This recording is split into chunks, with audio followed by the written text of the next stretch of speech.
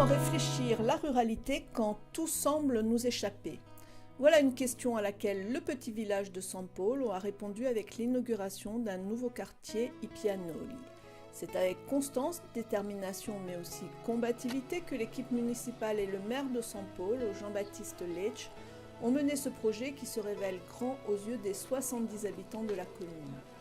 Entouré des habitants mais également de Jean-Guy Talamone, président de la collectivité de Corse, Pierre-Jean Luciani, ancien président du conseil général de la Corse du Sud, et Vincent Sicada, représentant de la communauté de communes de l'Ornano-Tarave, Jean-Baptiste Lecce a retracé l'histoire avec émotion et surtout la volonté de prendre en main le devenir de ce territoire, de cette terre, ses ressources et son patrimoine. Le lotissement Ippianoli est réalisé sur des parcelles du foncier communal d'une superficie totale de 10 000 m². L'opération a obtenu un permis d'aménager en 2015 après avis favorable de la Commission des espaces agricoles et du Conseil des sites. Il comporte 5 lots d'environ 5 000 m² au total et un lot de 3 800 m², 1 200 m² étant réservés aux parties communes.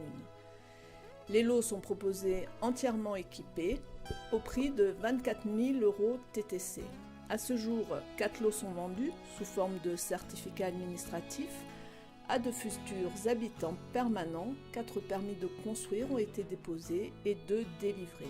Le coût total de l'opération est de 450 000 €.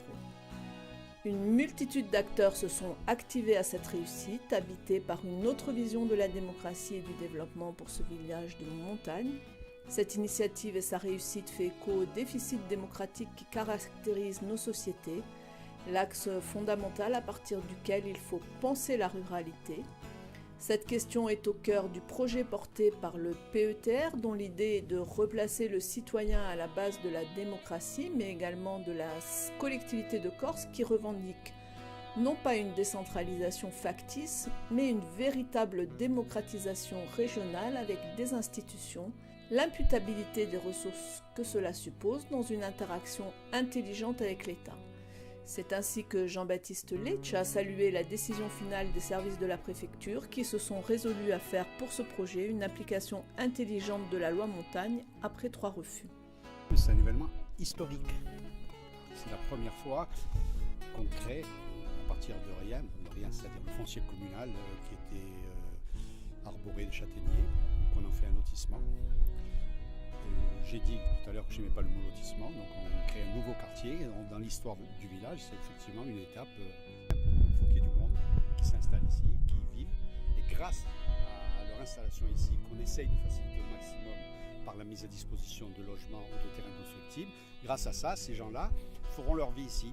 Donc la plupart des gens qui ont acheté des terrains ou qui se sont installés depuis 10 ans sont des jeunes couples avec des enfants en bas âge.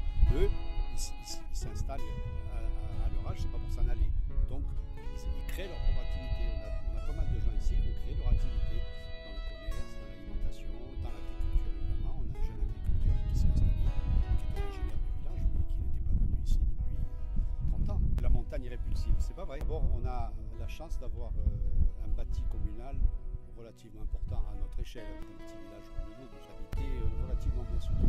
D'abord quelques difficultés sur le plan juridique avec les services de l'État qui n'arrivent pas à nous accorder sous prétexte de la loi montagne, parce que le lotissement, je pense qu'il est à 300 ou 400 mètres de la dernière maison du village. Or, il faut construire en continuité du bâti.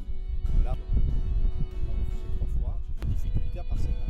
Après, on a obtenu des financements assez facilement dans la région, si c'est vraiment pas.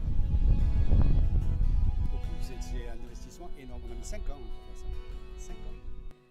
La reconquête de la ruralité passe par une prise de conscience démocratique, l'établissement de réels pouvoirs régionaux et une idée inspirante. Un tel processus pourrait permettre de concrétiser des politiques plus progressistes à travers le territoire de Corse. Jean-Guy Talamone y a souligné le travail considérable de la commune de San Polo, bel exemple de la volonté de maintenir la vie dans les villages de l'intérieur. È assai importante ciò che lo face un maire di Stanbul per far rimanere corsi possino campare in questo paese, è assai difficile di avere per una piccola comune, con mica i mezzi finanziari, i mezzi umani di noi, dunque è veramente un bello sforzo e di una dimarca che può far campare gli enti paese del mondo campagnolo, dunque la nostra maggiorità seguita questi cartolari e appoggiamo quanto lo possiamo queste dimarche qui, dunque sosteniamo fisicamente oggi con la nostra presenza, ma di modo generale di tutte le maniere possibili, anche finanziarie, e di marchi come queste è un esempio per gli stranieri di va a campare in paese, di va che li possino avere una casa, è veramente un giorno importante per questa comune, mica solamente per la comune, per un regione, e poi finalmente è un esempio per gli altri meri di Corsica. La politique nationale de la ruralité s'apparente davantage pour l'instant, malgré des réussites certaines, à un vaste programme de subventions dont les millions, une fois redistribués, se réduisent à des montants souvent très modestes.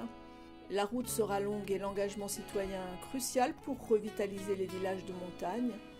Aujourd'hui, à San Polo, les poussettes déambulent à nouveau sous les châtaigniers et les tilleuls. À l'horizon 2020, 10 enfants devraient y grandir. Ça fait 10 ans qu'on n'avait pas vu de poussettes dans ce village. Et maintenant, il y en a.